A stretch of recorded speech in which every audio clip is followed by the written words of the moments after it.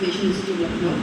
Over the course of this presentation, we will go about what is heritage, why conservation is essential, and how it has evolved both globally and in India. We will also understand the principles and processes and real-world case studies that shape this field.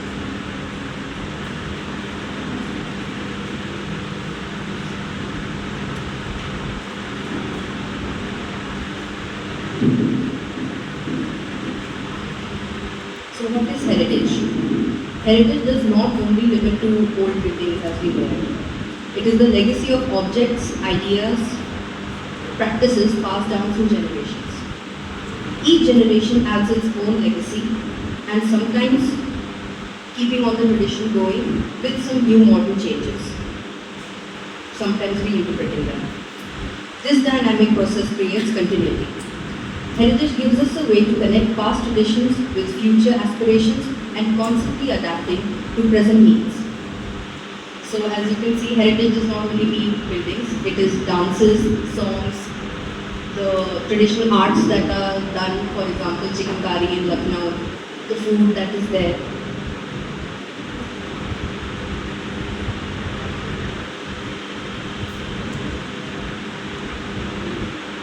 But there are three types of heritage: natural, built, and living. So heritage can be both tangible and intangible. Like our monuments, which come in tangible, and intangible, like ideas and songs, oral traditions as such. So natural landscapes, natural heritages are those which consist of landscaping, caves, and all the things that are naturally available in the environment. Coming to built spaces, built is what is man-made, what is built over the courses of history. And living is the traditions that are passed on from generations over generations, be it food, be it textiles, or be it dances or songs of any kind. So the book definition of architectural conservation, according to UNESCO, is conservation is the process of managing change in significant structures so that their heritage, values are sustained, while also recognizing the needs of modern sustainable development. In other words, conservation is not about freezing a building in time. It's about adapting them wisely while protecting their essence.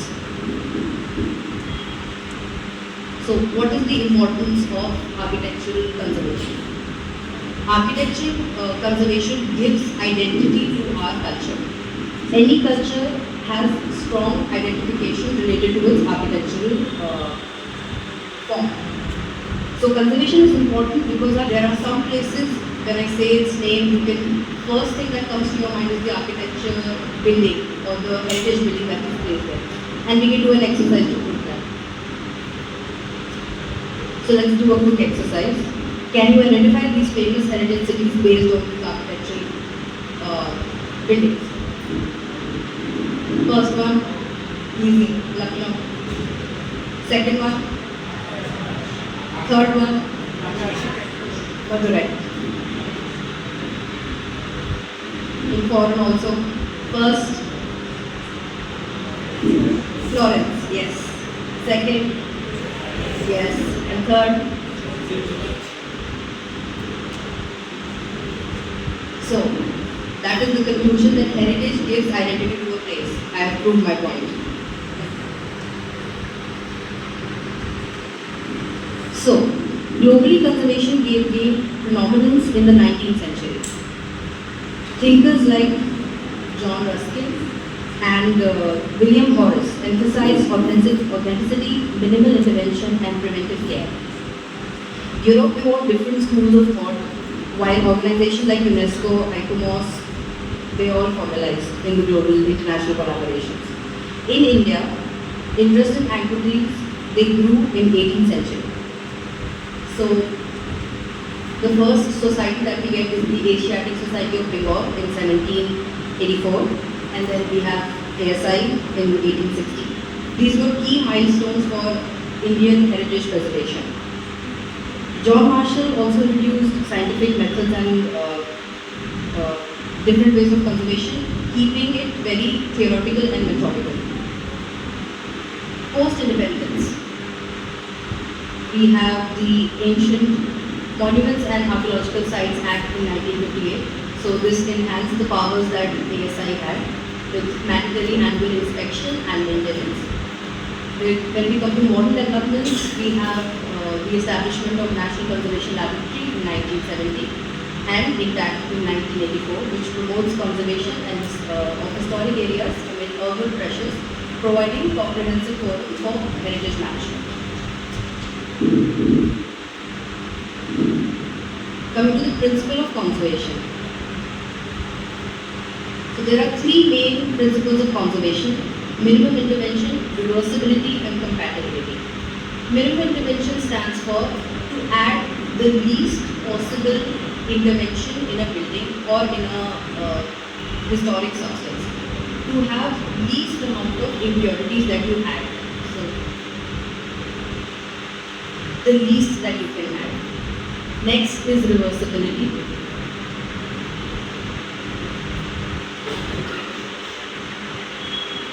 Reversibility is whatever you add to the building or the heritage substance, you can subtract it that easily. Most of the time, I understand it's not very possible, but we try to maintain this so that whatever you add to the building is equally subtracted. And then compatibility. Whatever changes you're doing to a building, you need to first analyze how the building is. So when you know the composition of the building, how the mortar has been made, what all ratios have been used in the mortar, you create similar mortar so that when you add something to the building, it is relevant. If I'm using cement in a lime mortar building, it loses its charm. Then you are not restoring or making a new building. So you need to have substances and materials that you use in a project which are compatible to that site. Coming to the types of architectural conservation. So there are mainly 5 types of architectural conservation. We have preservation, restoration, reconstruction, adaptation, and rehabilitation. So, preservation is basically the building is standing, it is in okay shape, you just need to do minimal changes to make it last. Then we have restoration. Restoration is recreating the appearance of the structure at a specific point of history. So if I have a building that is partially standing, like a dome is missing, so I know from historical references and our archival photos how the building was and what needs to be done to make it whole. So that comes in restoration, where a building is already standing and you need to add on to it to make it whole. Then we have reconstruction.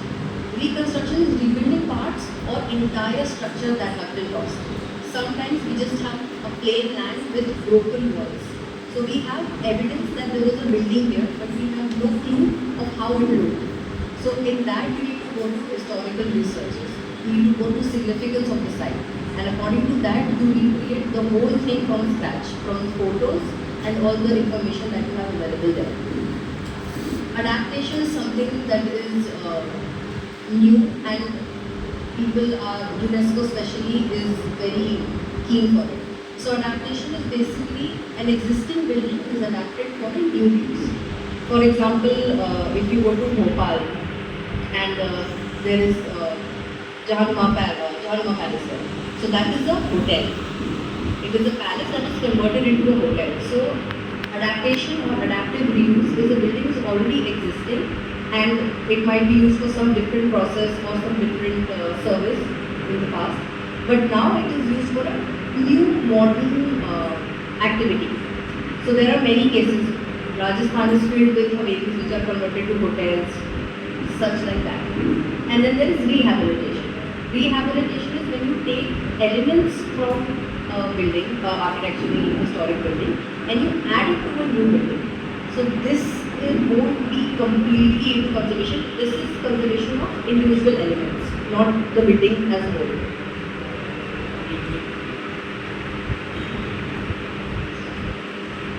So now we go to processes of architectural conservation.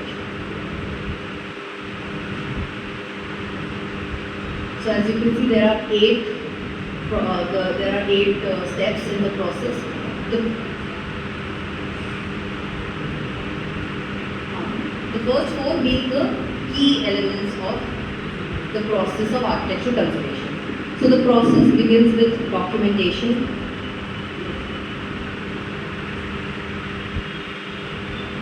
So the process begins with documentation, recording, drawings, photography and dimension. So first you do site visits. You find the issue and the causes of the building, be it cracks, be it exposed bricks, be it missing stucco work, whatever that is. And then you interact with the stakeholders, people who are in charge in the field, and you seek information, you seek permission to participate in the project.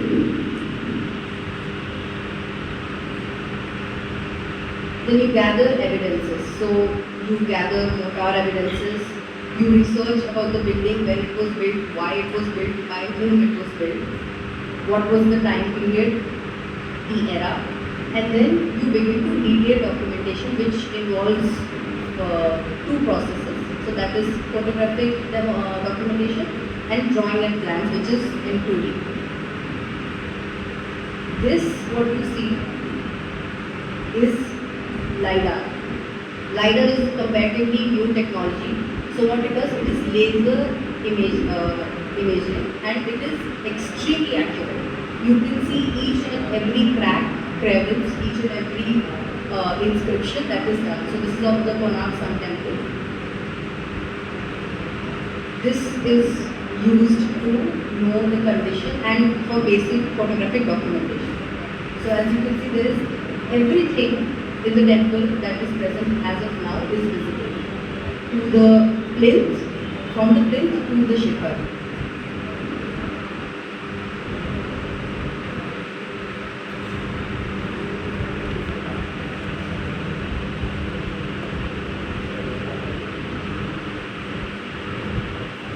Now to the tiniest sculptures that are there on top of the roof.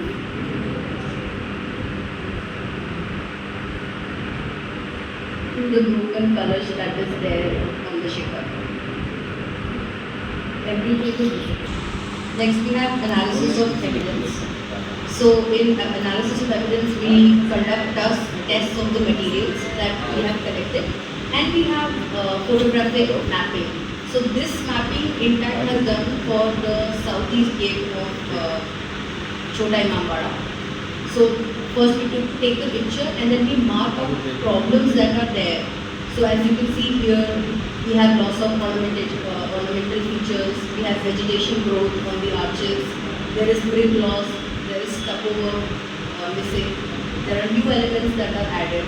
So you take block by block historical images and then you mark what is happening. This is the LiDAR image of one of the domes of the southeast gate in Chota Imambara. So this gives you the exact condition of how the building is right now, the gate is right now. So as we zoom in, you can see there is loss of plaster, the stucco work is missing, the bricks are exposed.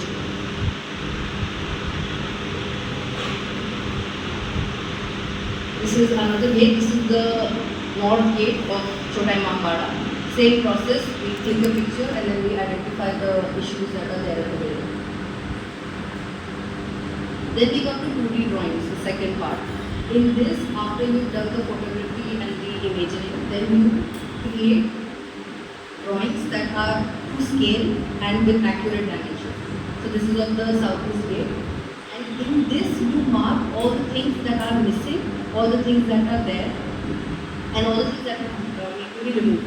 So all the things that you see in red are the things that are missing in the building. So the dome, all the domes, the small domes, the bigger dome is missing. The tower at the right hand corner, that is missing. The green things that you see on top of the arches are vegetation growth, that is present. The yellow is new addition that is made to the gate.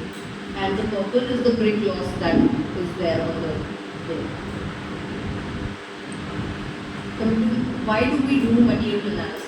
So the purpose is to understand the composition and ratios that are there in the mortar of the building we are restoring. So the method is laboratory testing, historical research and field sampling. And an application is obviously after you make it.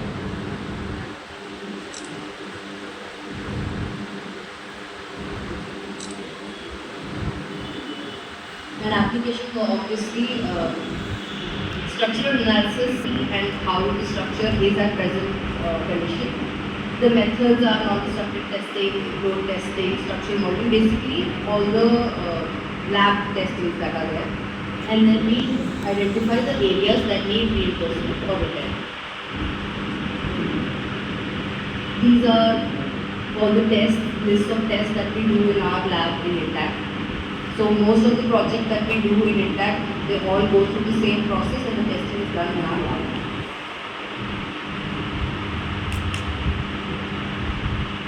Coming to assessing and stating significance, after we have done the analysis and the first step of documentation, we then need to go through what is to be done. When we have analyzed the building, we've seen the structure, we've seen the mortar, we've seen all the tests, and we've created what needs to be created. Now we need to understand what needs to be done in the building to make it whole. And you do that through obviously the architectural interventions that you make through plans, sketches, and then eventually inventing it. And then through construction processes that are there. So this is landscaping. This was one more project that we had. It was a temple in Lucknow. So this was the condition of its shivering. This is also done through LiDAR imaging. So you see what it was, how it was before conservation.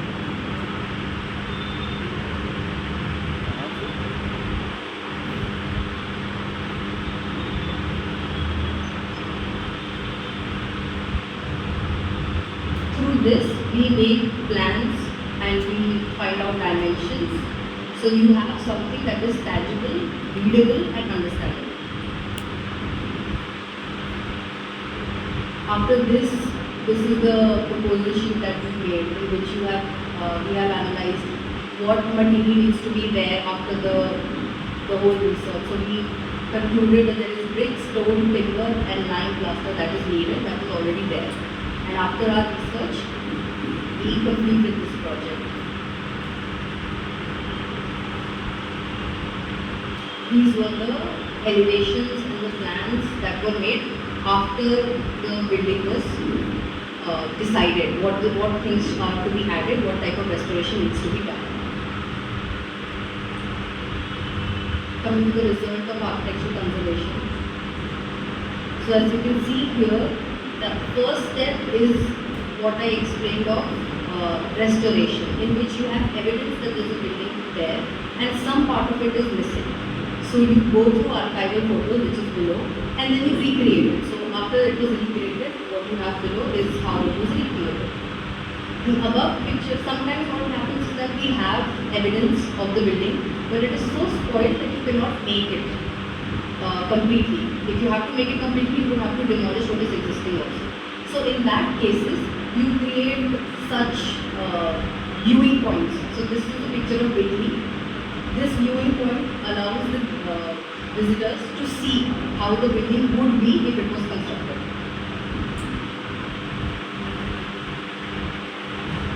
This is restoration, how it was restored.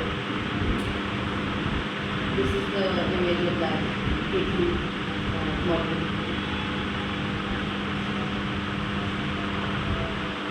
Coming to a live case study that we did. This is of conflict affected cultural area in Nepal. So this is an important example in the conservation. So after the 2015 earthquake, India and Nepal arrived on MOU for conservation of 12 significant sites across Kathmandu Valley. INTACT was appointed as project management consultant, and sites like